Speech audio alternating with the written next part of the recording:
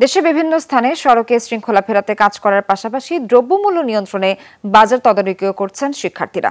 সকালে চট্টগ্রাম নগরীর কাজীর দেউরি ও বহদ্দারহাট বাজারে যান ছাত্রছাত্রীরা। নিত্যপণ্যের দাম নিয়ে কথা বলেন ক্রেতাদের সাথে।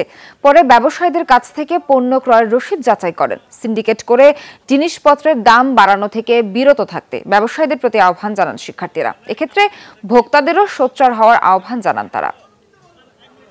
এই জিনিসটা আমাদের জন্য খুবই ভালো লাগতেছে, আর ছাত্ররা যেগুলো করতেছে এগুলো আমরা করতে পারিনি। আমরা ট্রাই করছি আমাদের জায়গা থেকে আমরা যদি একটা সামাজিক আন্দোলন গড়ে তুলতে পারি, আমাদের এই বাজারের বিভিন্ন রকমের সিন্ডিকেট কিংবা দ্রব্যমূল্যের ঊর্ধ্বগতি কমানোর একটা ব্যাপার নিয়ে।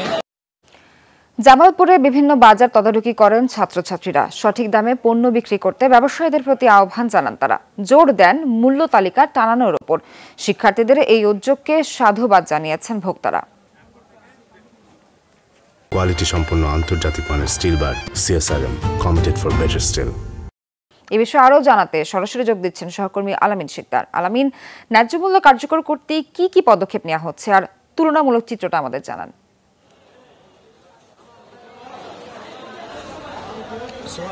অন্যরকম বাংলাদেশ, যে দেশের শিক্ষার্থীরা এখন বাজার মনিটরিং করছে এবং তারা এক প্রকার ক্রয় বিক্রয় রসিদ চেক করছে এবং প্রতিটা দোকানে তার পণ্যটি ঠিক কত টাকায় কেনা, কত টাকায় বিক্রি হচ্ছে এবং কত শতাংশ লাভ করছে রীতিমতো একটি ক্যালকুলেটর হাতে নিয়ে সেগুলো হিসেব করছেন এবং সতর্ক করছেন কোন পণ্যে ঠিক কত টাকা তারা মুনাফা আয় করবেন, কত টাকায় কিনেছেন এবং সেই রসিদটাও পর্যন্ত তারা দেখছেন এবং দোকানদারদের সাথে কথা বলছেন যে ভাই আপনারা এই দামে কিনেছেন, এর থেকে বেশি দামে বিক্রি করতে পারবেন না এবং যেটা করেছেন সেটা অন্যায় হয়েছে, আপনারা এই বিষয়ে সতর্ক হন। এই বিষয়গুলো আমরা দেখছি।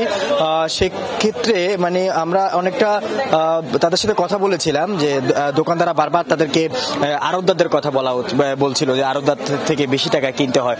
সেক্ষেত্রে তাদের একটি বিষয় আমরা দেখলাম যে তারা বলছেন যে তারা আড়তদারদের সাথেও কথা বলবেন এবং সেখানেও একই দামে পণ্য যেন বিক্রি হয় প্রতিটা বাজারে, সেটা তারা নিশ্চিত করবেন। কারণ এক একটি দোকানে যখন তারা যাচ্ছেন তারা দেখছেন কেউ ফুলকপি বিক্রি করছেন 120, কেউ বিক্রি করছেন 110, কেউ দেশি মুরগি বিক্রি করছেন 620, কেউ বিক্রি করছেন 580।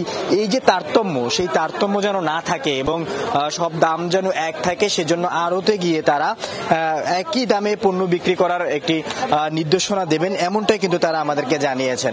সবকিছু মিলিয়ে শিক্ষার্থীদের এই যে একটি ব্যতিক্রমী উদ্যোগ এবং এই যে কাজগুলো আমরা দেখলাম ভোক্তা অধিকার করে, সেগুলো এখন শিক্ষার্থীরা করছে, মনিটরিং করছে, হয়তো জরিমানা করছে না, তবে সতর্ক করছে কঠোর ভাষায় এবং বলে দিচ্ছে ছাত্ররা খুব সহজেই মাঠ ছাড়ছে না, এই দেশে সকল ধরনের দুর্নীতি তারা দূর করেই মাঠ ছাড়বে। আলামিন, ধন্যবাদ আপনাকে।